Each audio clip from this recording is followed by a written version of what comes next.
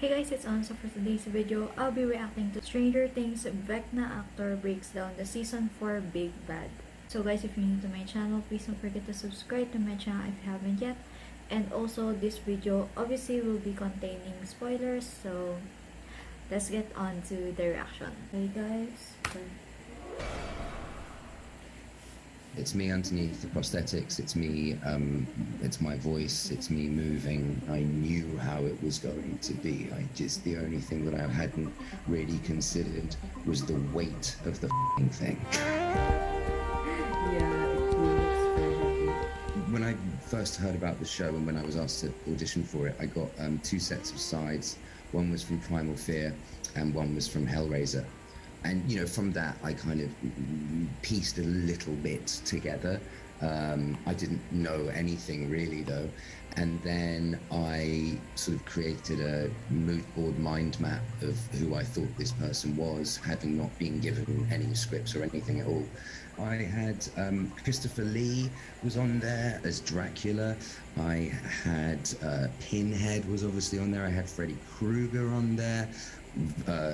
Voldemort was on there as well, and a lot of fire. There was like a lot of fire, and went into a meeting with Matt and Ross with a little book under my arm, showed it to them, and we had an amazing discussion. And they, after the meeting, kind of went and got these incredible visuals and 3D sort of mock-ups of Vecna, and we spoke about Vecna and spoke about Henry and one, and then I got the scripts. But the initial sort of month-long period of auditioning and getting to know Matt and Ross, I knew very, very little, but somehow managed to piece enough together to be able to formulate the reality and actually who this person was. You cannot hide from me. 7.5 hours. So we would start, depending on the day, we'd start anywhere between sort of 4 a.m. or 3 a.m. in the morning to be able to shoot for sort of like 10 a.m.-ish. And then we'd shoot for 10 hours, 12 hours, and then sort of it's an hour D-rig. It was incredible. It was amazing. It was a lot. It was, you're surrounded by, 5 or 6 other human beings. I'm in character, trying to, remain in a place of real darkness. And then, you have to get to set and make sure that everything's glued on and that you're moist enough on my exterior, and then hoisted, put into wire rigs, so I'm floating above the ground and all of this kind of stuff. It was amazing. It was amazing. I found that I had to, on a more like practical level rather than like a sort of like emotional level, I found that I had to give more, like the suit moves with the face quite well, but it's not as pliable because you've got a few centimeters or a centimeter or two between your actual skin and what's able to be seen. So the idea of the eyebrows particularly, you have to make sure that I was really sort of giving it in the facial expression and not what I would maybe give facially if I was just not in a suit like that. I think what was great is that underneath it all is the intention of this real hatred and this real resentment. And the other thing that was really interesting to me is just energetically. I remember like feeling like I had to really force the energy out of me, make sure that it was palpable.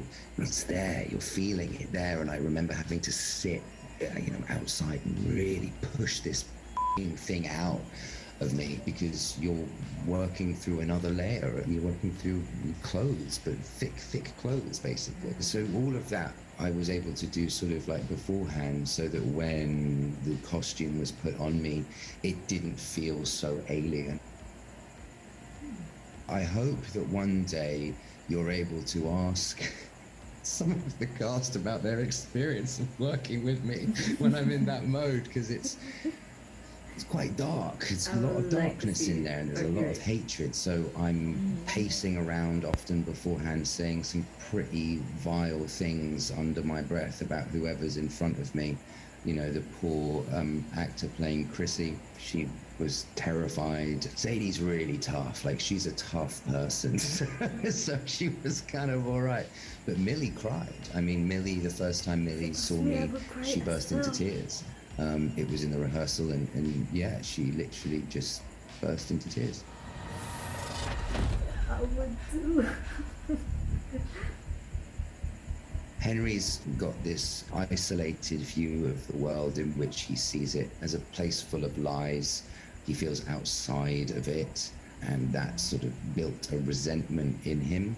In episode 7, obviously, where you see the transformation of Henry into Vecna, that's another level of resentment and of hatred. I think with Henry, there is still a bit of humanity in him. You know, you might be able to kind of calm him down and talk him round, but once she sends him, you know, to his demise, as it were, emotionally, it's just continual development. It's another chapter in his life and in his story that leads him to being the being that he is. You tricked me. Tricked you? No, I saved So scary. you. Are a prisoner here, just like me. One of the things that I worked on in development, in character development, was the fact that he sees a lot of himself in her. She is as powerful as he is. You know, none of the others have ever been as powerful as he is. She obviously is ostracized from her friendship group, and he sees a lot of himself in that.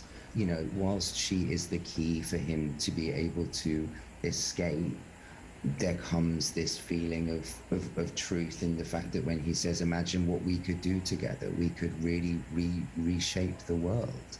But yeah, she's his equal in a lot of ways. We're alike. You and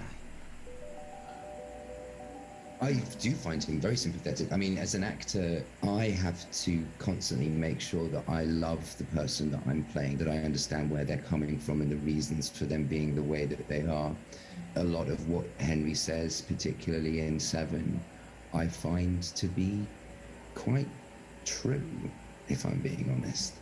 The idea that people are putting on a front, I think, is an interesting concept for us all to kind of, or for me anyway. everyone is just waiting I kind of understand him, though for it he's still all evil. to I be do understand this character.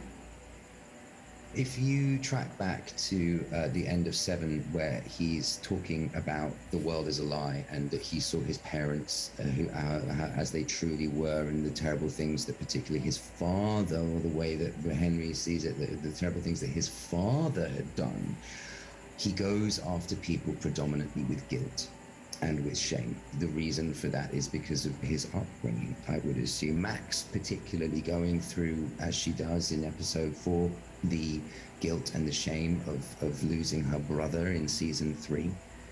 When we go through these periods of guilt and shame, it does weaken us, because it becomes an obsessive thought, and it's an uncomfortable feeling.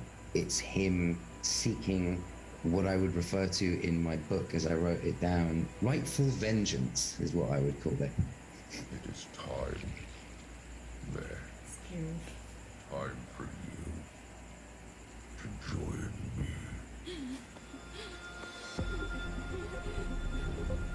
So I wanted more.